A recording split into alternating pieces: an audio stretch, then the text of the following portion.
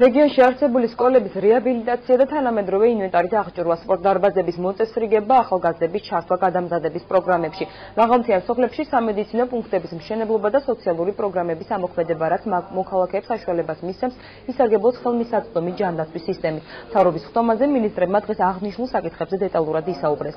რეგიონის მასშტაბით არსებული 229 სკოლიდან რეაბილიტაცია უკვე ჩაუტარდა 163-ს მიმდინარე წელს დაგეგმილია ასევე 10 სასწავლო დაწესებულების გარემონტება. ხდომაზე მოხსენებით აჭარის ჯანდაცვის მინისტრის გამოვიდა თემურ გაბაიძის განცხადებით, ყოველდღიურად იზრდება მოთხოვნა სამედიცინო პუნქტებზე, რის გათვალისწინებითაც უახლოეს მომავალში კიდევ 7 ახალი ცენტრი დაიწყოს ფუნქციონირებას. მთავრობის ხდომაზე ასევე განიხილეს აეროპორტის მიმდებარე ტერიტორიაზე ნაპირსამაგრებითი სამუშაოების საკითხი, რისთვისაც ბიუჯეტიდან 225,000 ლარია გამოყოფილი.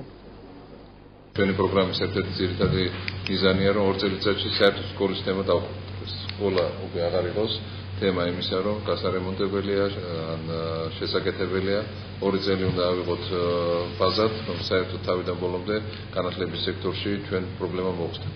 2 წელი ნიშნავს პრობლემის მოხსნასთან ერთად არა მარტო რემონტი, აღჭურვილობა უკვე თანამედროვე აღჭურვილობაზე უნდა ვიფიქროთ, მართლაც სამინისტროს როდესაც ხვდებოდი ჩვენი გეგმის ერთ-ერთი მთავარი თემა უნდა იყოს, რომ 2 წლის განმავლობაში როგორც ლაბორატორიები, ისე ელექტრონული დაფები, ბევრი ახალი ტექნოლოგია, რომელიც შემოდის, უკვე აღჭურვილი იყოს მთელი აჭარის სკოლები. ცვლილებები იქნა შეტანილი სკოლების მშენებლობისა და რეაბილიტაციის პროგრამაში, კერძოდ დაემატა 2 დაწყებითი სკოლის და 2 სრული ზოგად საგანმანათლებლო დაწესებულების რეაბილიტაცია. ამავე დროს ჩვენ მომდევნო წლისათვის მოვამზადებთ ბათუმის სკოლების ახალი რეაბილიტაციის პროგრამას, ასევე სკოლების ინვენტარით და ლაბორატორიებით აღჭურვის პროგრამას, ამავე დროს პროფესიულ განათლების მიღების ხელშეწყობისათვის ჩვენ ჩავატარებთ კვლევას ყველა მუნიციპალიტეტში, ყველა სოფელში, გამოვიკითხავთ თუ მოსახლეობას რა პროფესიაზე სურს სწავლება და რა თქმა უნდა ამის მიხედვით შემდგომ შევიმუშავებთ პროგრამას.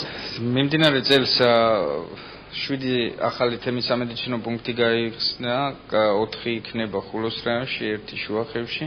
ასევე სარფის სამედიცინო პუნქტი გაიხსნა, რომელიც აღიჭურება, დარჩა 1-ის რეაბილიტაცია, ასევე მთავრდება 2 სამედიცინო პუნქტის რეაბილიტაცია და აღჭურვა უახლოეს დღეებში ქობულეთის რაიონში.